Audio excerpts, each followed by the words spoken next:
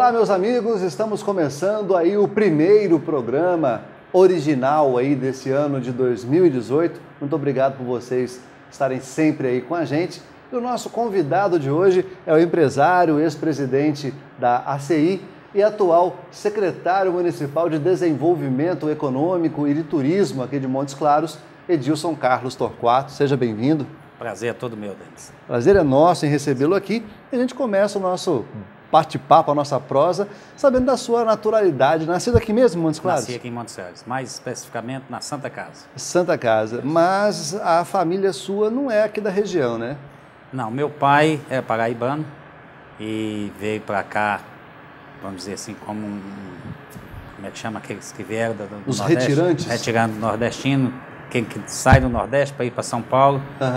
Não chegou em São Paulo, o trem não deu certo, voltou e parou em Montes Claros. Minas Gerais, especificamente o norte de Minas, tem muita gente desse jeito. E minha mãe é aqui de Santo Antônio da Boa Vista, distrito São João da Ponte. Sim. E lá os dois se conheceram, depois de 3 vezes se verem, casaram. Não, foi rápido, hein? Foi rápido. E eu já soube que a prole não foi nada pequena. Contigo, quantos irmãos no Nós total? somos 14 irmãos. Aliás, 14? Hoje somos 13 vivos, faleceu um, Aham. mas os velhos fizeram 14 meninos. Trabalharam bem. Trabalharam bem. Bem justiça, que naquela época não tinha mesmo televisão, né? Isso, quando teve a televisão, nós tivemos televisão em casa, já tinha nascido os 13. Aí vem só mais uma, tá? Só A mais televisão está atrapalhando o crescimento do país. Mais ou menos por aí. Essa história de retirante nordestino, geralmente são pessoas assim mais rústicas, mas muito trabalhadoras e muito rígidas. Como é que eram seu pai e seus pais com os filhos todos? Realmente isso é aquela imagem do nordestino, aparentemente uma pessoa rude, como um cacto, parecer, mas no fundo uma pessoa muito meiga, muito boa, muito carinhosa. Então, talvez para enfrentar as intempéries da vida que era o Nordeste naquela época, cria-se aquela casca, mas mantém-se a alma. É uma característica do povo nordestino. E para sustentar essa molecada toda, como é que foi? Porque os primeiros que nasceram foram em São João da Ponte. São João da Ponte. Isso. E como é que seu pai... Qual que era o setor que ele trabalhava para segurar essa onda toda aí? Meu pai, a princípio, veio para cá como motorista. A qualificação dele era motorista. Aí ele ingressou na fábrica dos irmãos Pereiras, falecida de Pereira e família, e ficava viajando de caminhão, comprando algodão na beira de São Francisco, Januária, Maria da Cruz. Aí saía para Vazerândia, São João da Ponte, e batendo volante um certo tempo. Logo ele conheceu minha mãe, casaram, ele colocou um boteco, uma venda lá em São João da Ponte, e na época até marcou a cidade, que era Armazém do PR, porque eram 2 partidos que tinha, PSD, se não me engano, e PR, e a política local era dominada pelo PSD, que era Simão Campos à época, e meu pai, um novato de 20 e poucos anos, vai lá e funda o FIS, totalmente oposto. Teve alguns problemas com isso, mas ficou lá até 58, de 50 a 58, até vir para cá, e sempre contínuo comercial, sempre lá uma venda, vamos dizer assim. Aqui ele colocou um boteco em frente onde ainda é a Socomil. Socomil, sim. Isso. Passou algum tempo, ele foi para o Mercado Velho, onde era o Mercado Velho, onde hoje é o Shopping Popular. Foi evoluindo, fez um armazém, que chamava à época Armazém Maranhão, marcou a época aqui, onde era na rua Rui Barbosa, esquina com Joaquim Costa, em frente onde é hoje a Palimontes. A Palimontes, sim. Isso. E depois os filhos foram crescendo, cada um tomando seu rumo. Esse tino comercial aí, acho que acabou chegando no seu sangue, mas voltando lá, nessa época que ele montou aqui perto da Socomil, você era pequenininho. Eu devia ter em torno, no máximo, 4 anos, que eu me lembro. E frequentava, acompanhava? Como é que era esse baixinho correndo por lá? Nessa época eu sou o 7º dos 14 filhos. Então você imagina que era uma turminha grande. Mas não podia ficar com todo mundo lá. Então normalmente os homens acompanhavam o pai. Em uma certa idade já despachava para lá, a mãe ficava em casa com as meninas. E eu lembro, eu com 4 anos de idade, chorando atrás de uma irmã minha que ia levar pastéis ou algum salgado que a mãe fazia, levava.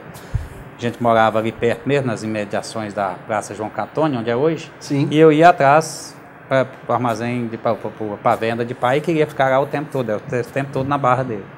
Foi nessa época, para quem é amigo, chegado do Edilson Torquato, não conhece ele como Edilson Torquato. Foi nessa época que surgiu o apelido de Cabrinha? Foi, mas eu devia ter mais ou menos 2 anos de idade. 2 anos de idade? Isso. Meu pai, além da atividade de dono do boteco lá, ele comprava também lenha, né, para vender nas casas. Tinha muita, a maioria das casas ainda tinha fogão a lenha aqui. Então ele comprava um caminhão de lenha, despejava no fundo do quintal lá de casa, e tinha um carroceiro, o Vado, que fazia as entregas com essa carroça. E volta e meia a mãe procurava, cadê o Edilson, o pequeno, cadê, estava eu em cima da pia de lenha lá fazendo não sei o quê. Ao invés de colocar bode, de apelido de bode, ele resolveu pôr de cabra, e eu peguei, não importei, e até hoje, cabrinha até hoje, as pessoas mais velhas. Cabra também podia ter descendência do nordestino, um cabra abaixo ali, né? Muito a ver também. Além de, aí, talvez a criação disso, a consolidação desse apelido, pode ter sido em função disso, que as pessoas sabiam que pai era paraibano, a gente ainda tem até hoje assim, alguma coisa de nordestina, então o cabra da peste aproveitou com cabrinha e permaneceu.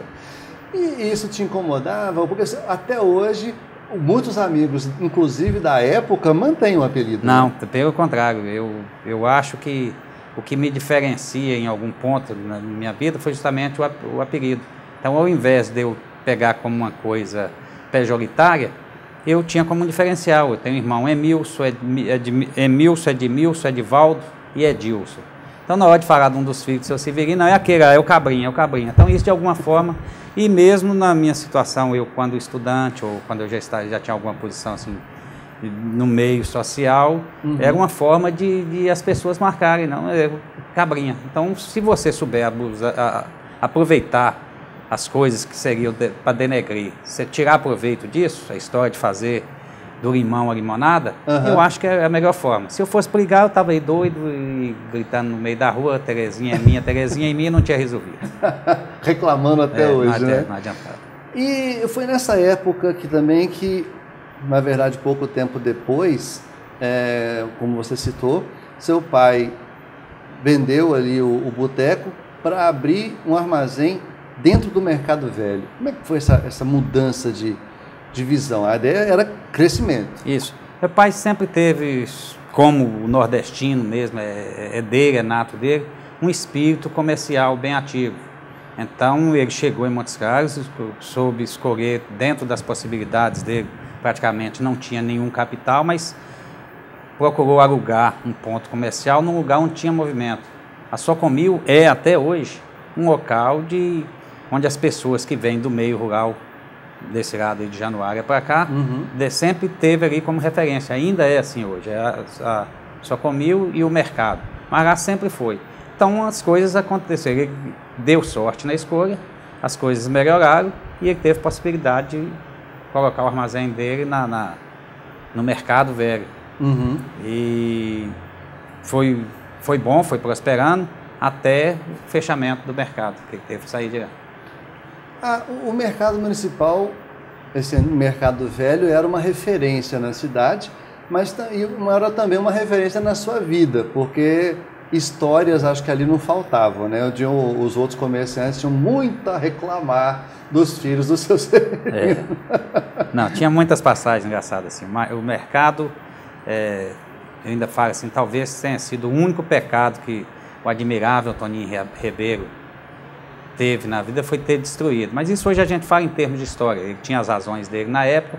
Infelizmente, os planos que ele tinha elaborado, que teve por consequência a derrubada do mercado, não se prosperou. Mas está perdoado, vamos dizer assim. Mas a cultura, o folclore de Montes Claros perdeu muito com ele. Então, realmente, lá era um encontro. Nós pegamos uma fase áurea do mercado, era um encontro de todo o movimento comercial de Montes Claros que se dava. E, especificamente no armazém de pai, ficava quase em frente onde era o bar de Zé Pliquitim, quem conhece, quem ainda tem referência era hoje, para quem saber direitinho o local, em frente onde tem hoje a loja Caçula, que é daquele tempo. Também é daquele tempo. Isso, naquele tempo tinha também a loja da Boa Vontade, os mais antigos devem lembrar, fica bem em frente o armazém de pai. E a mania nossa era sempre estar acompanhando o pai, os homens, e chegava no mercado, era aquela algazarra. O armazém pequeno, às vezes não tinha um movimento, saía correndo para lá, fazendo guerras com borrachinha ou estilingue, jogando casca nos outros, volta e meia vinha uma reclamação. Vocês sempre foram muito ligados, eram muitos irmãos, a diferença de idade não era muito grande entre um e outro, né? Não tem ninguém com mais de 2 anos, só próximos um do outro. Amigos fora da família aí, que você fez nessa época, ainda tem amizades ainda desse período de infância até hoje? Tem sim. Então, são pessoas que nem sempre você está com elas todo dia, mas quando encontra, reacende aquela proximidade que existia. Eu tenho muitos amigos aqui que foram pessoas que eu conheci nessa época toda, ao longo da trajetória da vida todinha. E Montes Claros, apesar de hoje ser uma cidade grande, mas é uma cidade ainda provinciana. Então, volta e meia a gente está encontrando, está relembrando as coisas e é uma cidade gostosa, eu orgulho de ser Montes Claros. Isso na história também a gente percebe que só pela questão do marco de você ter presenciado com muita mágoa, inclusive, a derrubada do mercado, faz parte da história da cidade, né? Isso te marcou de alguma forma? Marcou, e principalmente porque foi um momento importante na vida empresarial de meu pai. Porque saindo do mercado, aquele lugar era o ganha-pão, o local de ganha-pão, era para estar perdido. Primeiro porque as pessoas que trabalhavam dentro do mercado, a administração ofereceu ocupar o espaço correspondente no mercado novo, que foi construído na Rua Coronel Joaquim Costa, esquina com Rua Belo Horizonte. Mas só que para os armazéns, no caso eram 2 ou 3 armazéns que tinham, eles escolheram pontos que na visão até acertada que meu pai teve, não era o lugar para ele. Eu lembro muito bem de uma frase dele. Ele falou que quem gosta de fundo é rato. E quem quer ter algum armazém, quem tem alguma atividade comercial, tem que procurar a visibilidade. E se fosse nas lojas da frente, onde na época criaram os açougues, ele até poderia ter ficado lá. Como não teve essa opção, ele simplesmente não aceitou, relutou em sair do mercado. Eu lembro o dia que derrubou a torre do mercado, eu estava lá, e realmente foi um momento de muita tristeza, mas, mais uma vez, a gente não é dono do destino, a gente tem que aceitar as coisas do jeito que Deus põe, e a melhora financeira de meu pai se deu em função disso. Essa casualidade fez o sapo pular, e ele partiu para outras atividades, foi onde ele teve uma melhor condição de nos educar, de nos criar. Isso tudo também prosperou para uma situação de conhecimento cultural, porque vocês acabaram se mudando e você conviveu muito tempo naquela região da Matriz, que o pessoal chamava ali da turma da Baixada, né? Isso. Como é que foi conviver com essa fervilhança cultural que tinha, especialmente naquela região? Isso a gente só avalia ou só vê a importância daquilo depois que a gente cresce. Porque no dia a dia era normal. Então, os catopês está passando, as bandas de música que vinha e tocava. Então, aquilo era como se fosse uma rotina da gente. As religiosidades que tinha, por exemplo, tem uma coisa que me marca também. Eu morava bem ao fundo da Matriz, onde hoje há um barzinho que chama Augusta. A casa está lá do mesmo jeitinho até hoje, pelo menos a parte externa.